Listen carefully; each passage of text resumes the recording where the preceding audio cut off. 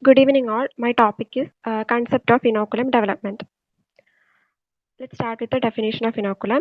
The fermentation process involves an inoculum development step, which is the preparation of a population of microorganisms from a stock dormant culture to a state useful for inoculating a final production ferment. Next criteria. It is essential that the culture used to inoculate a fermentation satisfies certain criteria. First one, it must be in a healthy, active state, thus minimizing the length of the lag phase in the subsequent fermentation. And it must be available in sufficiently large volume to provide an inoculum of optimum size. And it must be in suitable morphological form. It must be free of contamination, and also it must retain its product forming capabilities. Next, an introduction for inoculum development. A critical factor in obtaining a suitable inoculum is the choice of the culture medium. Lincoln in 1960 stated that the lag time in a fermentation is minimized by growing the culture in the final type medium. Lincoln's argument is an important one. So the inoculant development medium should be sufficiently similar to the production medium to minimize any period of adaptation of the culture to the production medium, thus reducing the lag phase and the fermentation time. That is, in 1916, Lincoln stated that the lag time in the fermentation can be minimized by using the same media for inoculant development and production. Furthermore, in Hockenhall in 1918 pointed out the dangers of using very different media in consecutive stages. Uh, he said that by using very different media, it will affect the viability of the cells. Hockenhall also emphasized that for antibiotic fermentation, the inoculum medium should contain sufficient carbon and nitrogen to support maximum growth until transfer, so that secondary metabolism remains repressed during the growth of the inoculum. If the secondary metabolism is de-repressed in the seed fermentation, then selection may enrich the culture with non-producing variants having a growth advantage over high-producing types. That is, he also pointed out that for antibiotic fermentation, inoculum medium should have carbon and nitrogen in order to repress the secondary metabolism. If it is not repressed, it will lead to the production of non-producing variants. Next point, a relatively large inoculum volume is used to minimize the length of the lag phase and to generate the maximum biomass. Thus, starting from a stock culture, the inoculum must be built up in a number of stages to produce sufficient biomass to inoculate the production fermenter. Throughout this procedure, there is a risk of contamination and strain degeneration. That is, to minimize the length of the lag phase, it requires a large inoculum volume. Thus, it should be passes through a number of stages. So there is a risk of contamination and strain degeneration. The greater the number of the stages between the master culture and the production fermenter, greater is the risk of contamination and strain degeneration. Therefore, a compromise may be reached regarding the size of the inoculum to be used and the risk of contamination and strain degeneration. Next, criteria for the transfer of the inoculum. The most widely used criterion for the transfer of vegetative inocula is biomass and such parameter as packed cell volume, dry weight, wet weight, turbidity, respiration, residual neutral concentration, and morphological form have been used. So these are the some criteria for the transfer of a vegetative inocula. Criteria which may be monitored online are the most convenient parameter to use as indicators of inoculum quality, and these would include dissolved oxygen, pH, and oxygen or carbon dioxide in the effluent gas. Partner and Willis in 1919 advocated the use of the carbon dioxide production rate as a transfer criterion, which require analysis of the fermenter effluent air. So in 1919, Partner and Willis used CPR, that is carbon dioxide production rate, as a transfer criterion. This approach is suitable only when transfer is being made from a fermenter, but Partner and Willis stressed the importance of adopting this strategy even for the inoculation of laboratory scale fermentation. So these are the three graphs which represent the effect of inoculum age on growth and productivity in a streptomycet fermentation. The CPR of the inoculum fermentation are shown in the first figure. Here the point 1, 2, 3 denote the points at which inoculum were transferred, and the second figure represent the CPR of a subsequent production fermentation, and the last one illustrates the very different secondary metabolic production of the fermentation. From these three graphs, understand that although the time of transfer had only a marginal influence on biomass in the production fermentation, the effect of the product formation multiplied. The fermentation that use mid inoculum have the highest product concentration, and the mid inoculum have the highest CPR rate as compared to the early inoculum and late inoculum. So, CPR can be used as a effective criteria for the transfer of inoculum. Next, Bolton reported the use of biomass sensor, which is known as the bug meter, to control the yeast pitching rate in brewing. The probe measures the dielectric permittivity of viable yeast cell and is unaffected by the presence of a dead cell, air bubbles, or detritus, making it ideal for the routine monitoring of yeast inoculum. Using the probe, these workers developed an automatic inoculum dispenser, allowing a preset viable yeast mass to be transferred from a yeast storage vessel to the brewery fermentation. And in 1992, Alfred reported the use of a real-time expert computer system to predict the time of inoculum transfer for industrial scale fermentation. So these are the different methods for inoculum. In 1989, measure the dielectric permittivity. Then using the probe, they develop an automatic inoculum dispenser. And in 1992, Alfred uses the real-time expert computer system, etc. Next, the development of inocula for a yeast process. First, in brewing, it is common practice in the British brewing industry to use the yeast from the previous fermentation to inoculate a fresh batch of wort. The brewing term used to describe this process are a crop, referring to the harvested yeast from the previous fermentation, and pitch meaning to inoculate. In brewing, yeast from previous fermentation is used as a inoculum. And the term crop refers the harvested yeast, and the term pitch meaning to inoculate. Yeast propagation systems are expensive to operate because duty is charged on the sugar consumed by the yeast during growth. It can be appreciated that the reduced cost of a yeast from a previous fermentation is an attractive proposition. That is, the inoculum development using yeast from a previous fermentation is less expensive as compared to a yeast propagation system. The dangers inherent in this practice are the introduction of contaminants and the degeneration of the strain.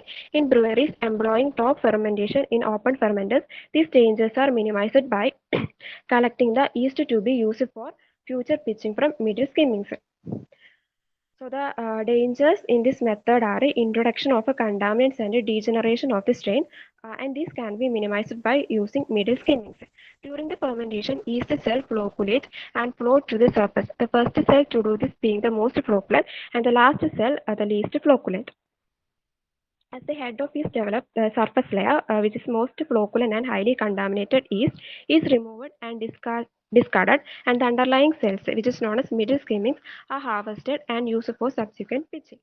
So here, the surface layer of yeast, which is highly contaminated, is removed, and then yeast are harvested from the middle skimmings, which is less contaminated. The pitching yeast may be treated to reduce the level of contaminating bacteria and remove protein and dead yeast cell. By such treatment, as reducing the pH of the slurry to 2.5 to 3, washing with water, washing with ammonium persulfate, and treatment with the antibiotics such as polymyxin, penicillin, and neomycin. So after harvesting, the pitching yeast may be treated to reduce the level of contaminants. The treating method are reducing the pH, washing with water, washing with ammonium persulfate, treating with antibiotics, etc. Next, in 1896, Hansen pioneered the use of a pure inocula and devised a yeast propagation scheme utilizing a 10% inoculum volume at each stage in the program and employing conditions similar to those used during brewing.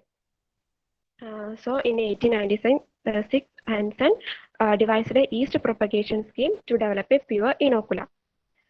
The simplest type of propagator is a single-stage system resembling an unstirred aerated fermenter, which is inoculated with a shake flask culture developed from a single colony. Curtis and Clark in 1957 and Thorne in 1917 described two-stage system which could be operated semi-continuously. The Thorne's propagator consists of a two linked vessels, 1.5 and 150 decimeter cube respectively. The smaller vessel was filled with wort, sterilized, cooled, aerated, and inoculated with a flask grown culture. So the thorns propagator contained two vessels, one smaller vessel and one larger vessel. The smaller vessel was filled with the wort, then sterilized, cooled, and inoculated with a flask grown culture. After growth for 3 to 4 days, the culture was forced by air pressure into the second vessel, which had been filled with the sterilized, cooled wort and aerated. So after 3 to 4 days, the culture in the smaller vessel is forced to the second vessel, which is filled with the sterilized cold wort, then it is aerated. Next, a liquid of 1.5 decimeter cube was forced back into the first vessel after mixing. In a further 3 to 4 days, the larger vessel contained sufficient biomass to pitch a 1000 decimeter cube fermenter, and the first vessel contained sufficient inoculum for another second stage. However, although this procedure should produce a pure inoculum, there is a danger of strain degeneration occurring such a semi-continuous system. Next, Baker's yeast. Reed and Nagoda Vitana in 1991 discussed the development of inoculum for the production of baker's yeast and quoted a process involving 8 stages. So, inoculum development for the production of a baker's yeast is an 8-stage process. The first 3 being aseptic, while the remaining stages were carried out in open vessel. The yeast may be pumped from one stage to the next, or the seed culture may be centrifuged and washed before the transfer, which reduces the level of contamination. The yields obtained in the first 3 stages are relatively low because they are not fed by the system. So this is the first 3 are batch fermentation, and F1 and F2 are non-aseptic batch fermentation, and the last 3 are fermentation. Yield obtained in the first 5 are relatively not, but the last 3 have high yield. Process. The main objective of inoculum development for traditional bacterial fermentation is to produce an active inoculum which will give as shortest lag phase as possible in the subsequent culture. So as I told earlier, the bacterium inoculum should give a short phase. A long lag phase is disadvantageous in that not only in maintaining a viable culture have disadvantages like time waste. So it consumes the medium to maintain the affected by the inoculum and its physiological. Next, there are some examples development of bacteria inoculum. First, in key 99 key caught the use of a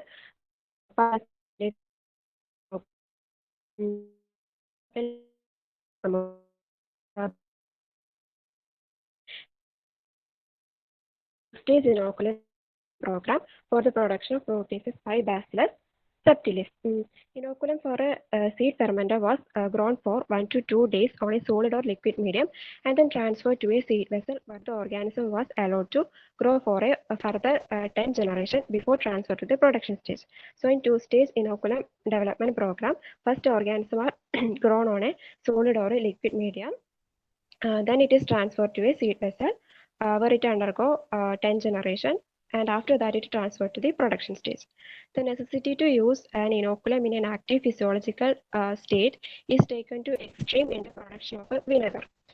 The acetic acid bacteria used in the vinegar process are extremely sensitive to oxygen starvation. Therefore, to avoiding disturbing the system, the cell at the end of a fermentation are used as inoculum for the next batch by removing approximately 60% of the culture and restoring the original level with the fresh medium.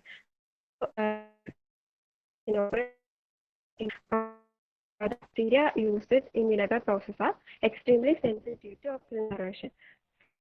At the end of fermentation are used as inoculum. Next, in 1991, Sebastian demonstrated that plasma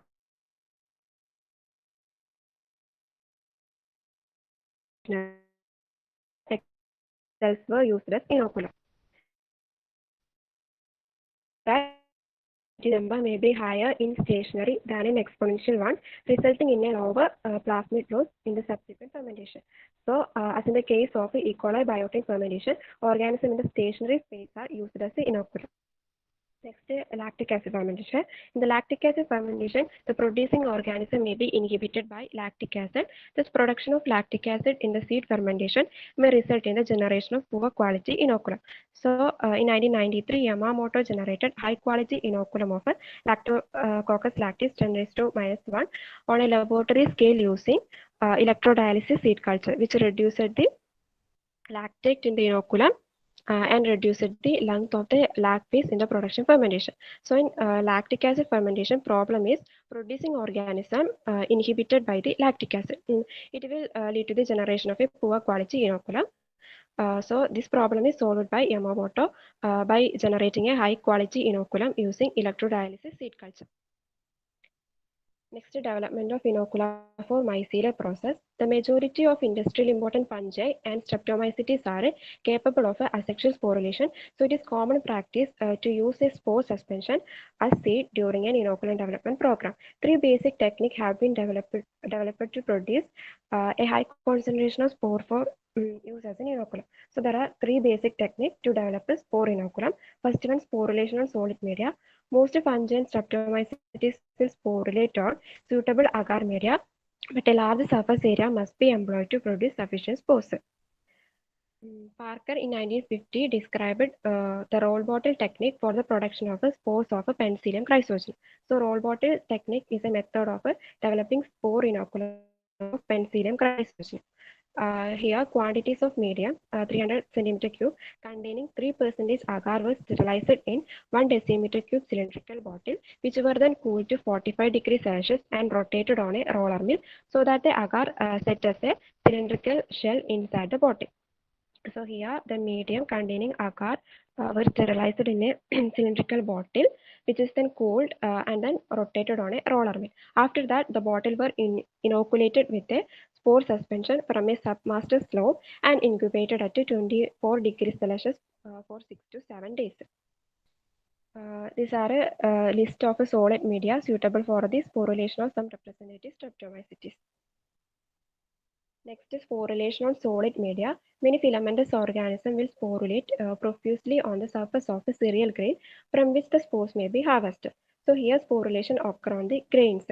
Substrates such as barley, hard wheat bran, ground maize and rice all are suitable for the sporulation of a wide range of fungi. The sporulation of a given fungus is particularly affected by the amount of agar added to the cereal before sterilization and the relativity of the atmosphere, which should be as high as possible during sporulation. So the factors affecting sporulation are amount of water added before the sterilization and the relative humidity of the atmosphere.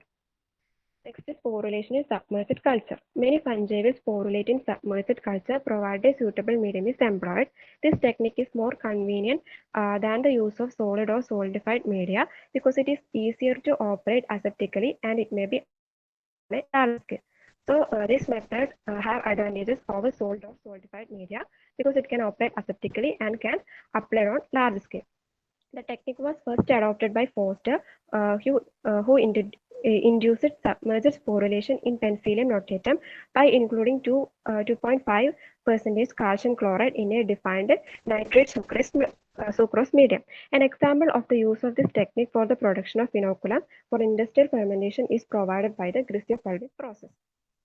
Next, last one, inoculum development of a vegetative fungi. Some fungi will not produce asexual spores and therefore an inoculum of vegetative mycelium must be used. Gibberella fujikura is such a fungus and is used for the commercial production of a gibberella. In fungi that do not produce asexual spore, the inoculum development uses the vegetative mycelium. An example is the inoculum development in gibberellin production. Hansen in 1967 described an inoculum development program for the gibberellin fermentation. Here the cultures were grown on long slants of potato dextrose agar for 1 week at 24 degrees Celsius. Then growth from three slant was scrapped off and transferred to a 9 decimeter cube carboy containing 4 decimeter cube of a liquid medium composed of 2% glucose, 0.3% of hydrous magnesium sulfate, 0.3% of ammonium chloride, 0.3 percentage of potassium dihydrogen phosphate, etc. So here the growth is scrapped off and transferred to a carboy which contain liquid medium. Carboy means a glass bottle which have narrow neck. The medium was then aerated for 75 hours at 28 degrees Celsius. After that, it is transferred to a 100 decimeter cube seed fermenter containing the same medium. The major problem in using vegetative mycelium as initial seed is the difficulty of obtaining a uniform standard inoculum. So the procedure may be improved by fragmenting the mycelium in a homogenizer such as Waring blender prior to use the inoculum. That's all about this topic. Thank you.